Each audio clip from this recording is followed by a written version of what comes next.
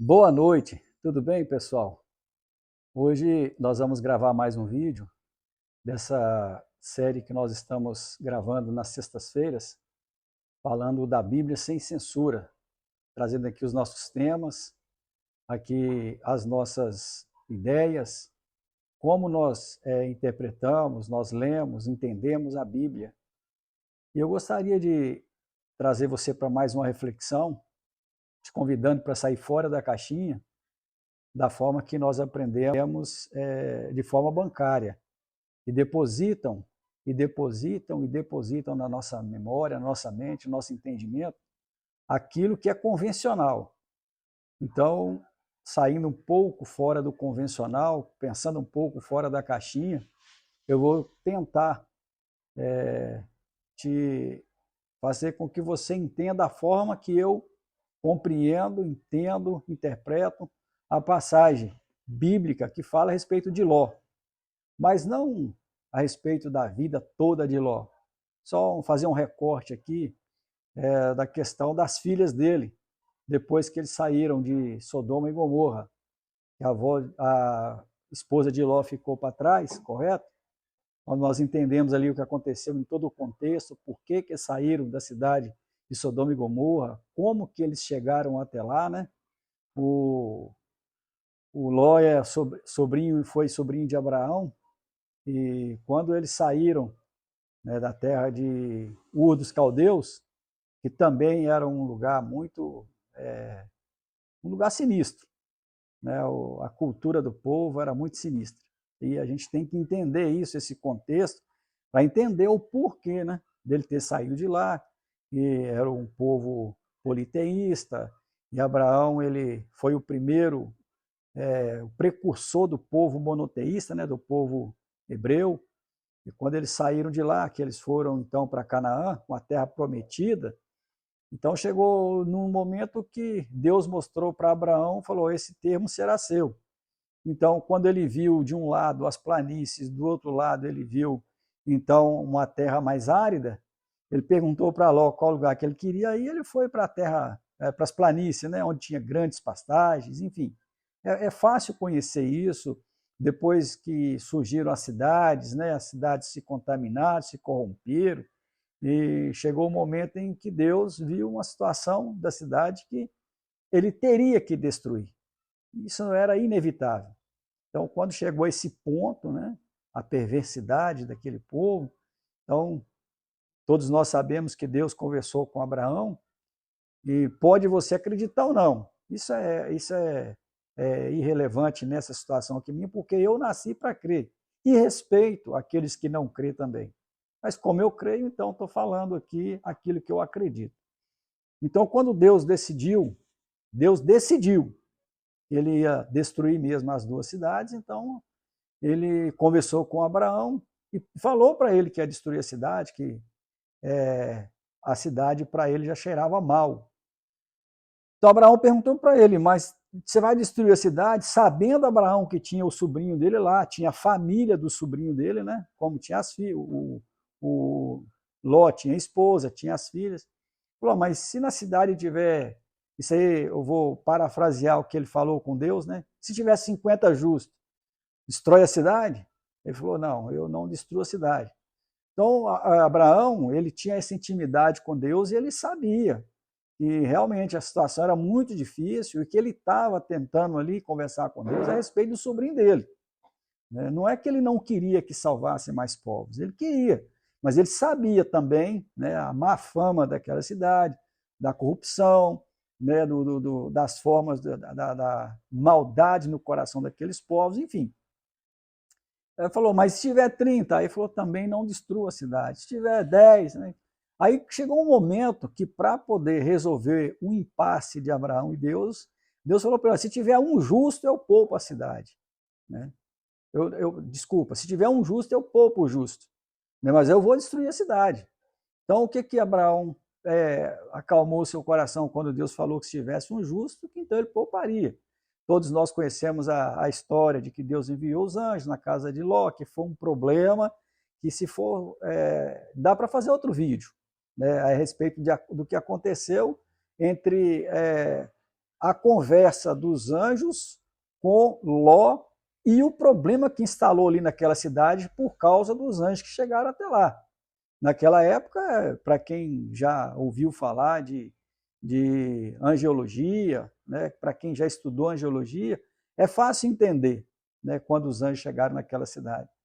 Então, depois que eles saíram e tudo, que eles foram para outra cidade, aí chega o ponto que eu quero trazer você para fora da caixinha, porque, como eu falo nos outros vídeos, para mim a Bíblia é um todo. A Bíblia não é partes. A Bíblia é um todo. E, infelizmente, ela é censurada o tempo todo, porque são pregadas partes convencionais. Me desculpa, são pregadas partes que ajudam a defender dogma de igreja, doutrina de igreja, e aí por diante, né? Romantizam as partes que são pregadas, porque se você fala de uma pessoa bíblica ou de uma personagem bíblica, você tem que falar de um todo, de como ela nasceu, de como ela viveu, os processos que tiveram durante a sua vida e a morte.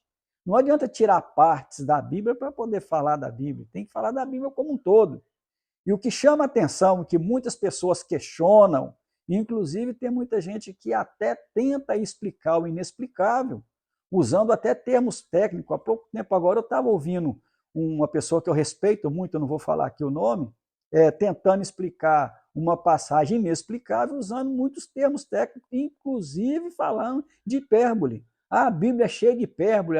Não, não adianta. A Bíblia pode ter o que for, a Bíblia pode ter hipérbole, a Bíblia pode ter, pode ser literal ou não, a Bíblia pode conter várias formas de interpretação, e no meu modo de entender, como muitas pessoas falam a respeito da Bíblia, que existem termos que são usados para poder defender certas passagens, para poder não mostrar realmente o que é a passagem em si, como essa passagem de Ló e suas filhas.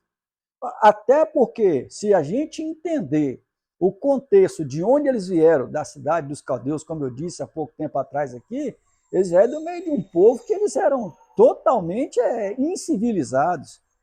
E eles deixaram de ser civilizados para poder partir para um lado da selvageria o tempo todo, e chegou um ponto que Deus viu que não tinha como mais.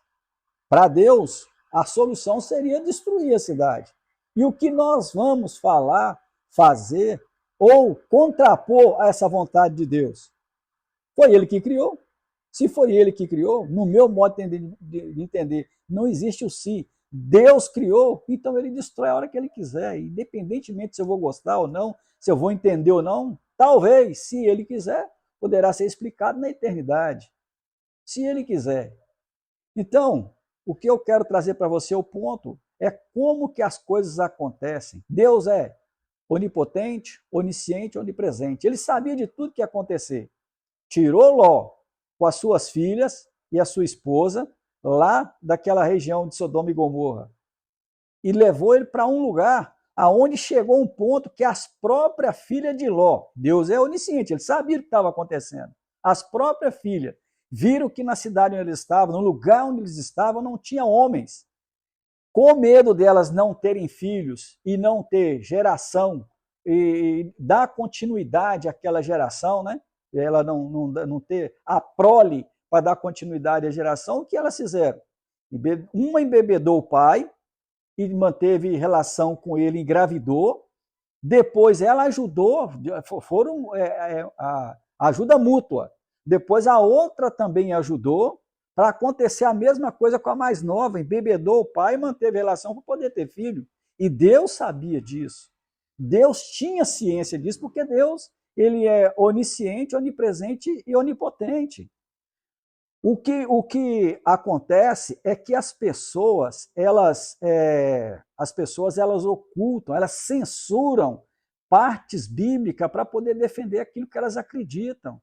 E quando você é contestado pelo filho, é contestado pela esposa, ou pelo esposo, ou por pessoas que têm conhecimento, que tem conhecimento, assim como Jesus foi contestado várias vezes, inclusive ele foi contestado pelos próprios judeus, que eram guardadores da lei, guardadores do Pentateuco, que liam o Corão todo dia, e ele foi contestado várias vezes pelas suas atitudes, pelo que ele falava, que para eles ele estava transgredindo alguma coisa, mas ele nunca se omitiu a ir na casa de pecador, ele nunca se omitiu a conversar com prostituta, ele nunca se omitiu a chegar perto de um leproso, que naquela época, até mesmo os leprosos, eles eram considerados,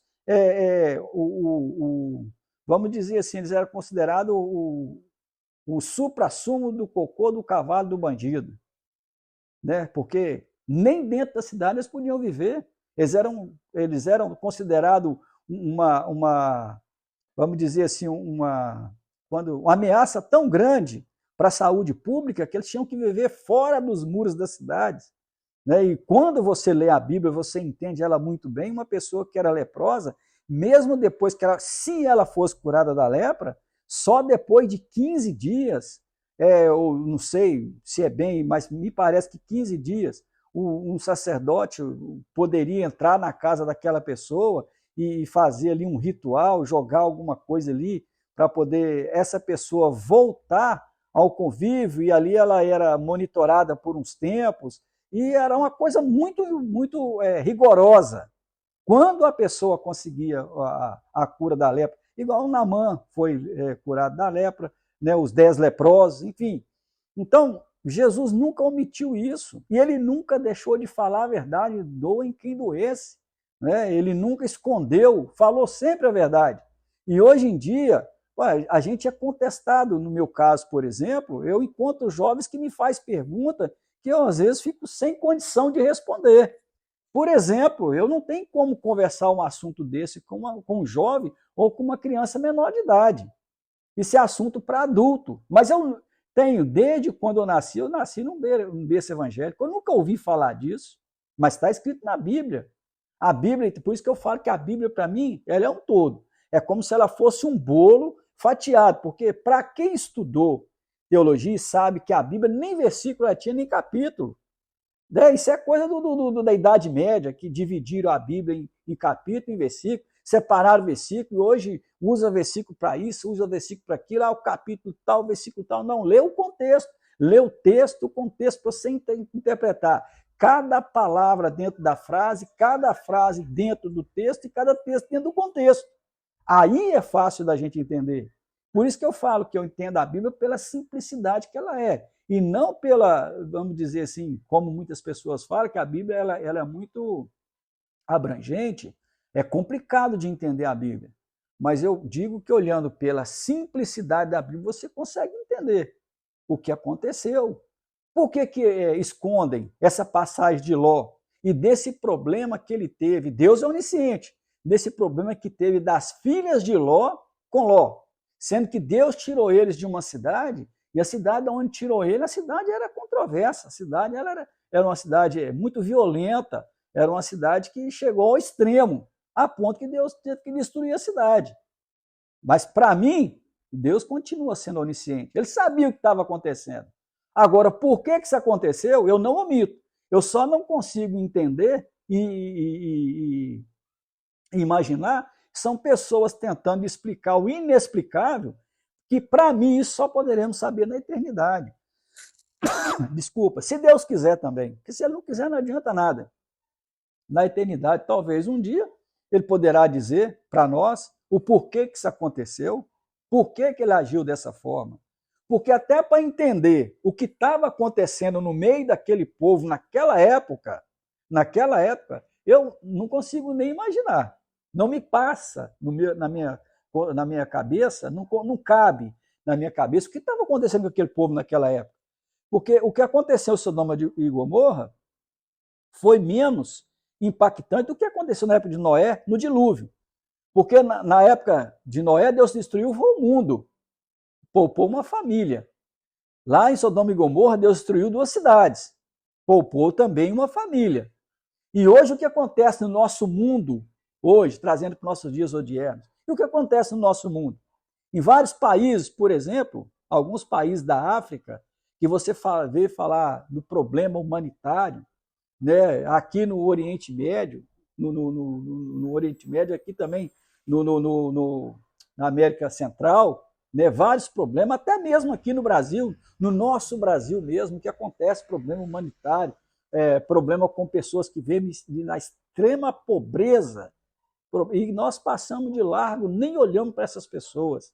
Né? Imagina o que poderá fazer Deus quando ele fala que vai destruir o mundo com fogo. O que nós imaginamos, o que está acontecendo no mundo hoje que nós nem sabemos. Quando sabemos de uma notícia bárbara, nós arrepiamos o cabelo e ficamos com o nosso cabelo em pé e tal, de absurdos que nós sabemos, mas e o que nós não sabemos? Então eu trouxe para vocês essa reflexão aqui hoje. Pensa um pouquinho no que aconteceu com Ló, mesmo depois de um problema que já havia acontecido nessa cidade de Sodoma e Gomorra. E depois esse problema dele com as filhas dele. Mas está escrito na Bíblia, mas não te pregam isso. Então valeu, muito obrigado mais uma vez, trazendo esse vídeo aí.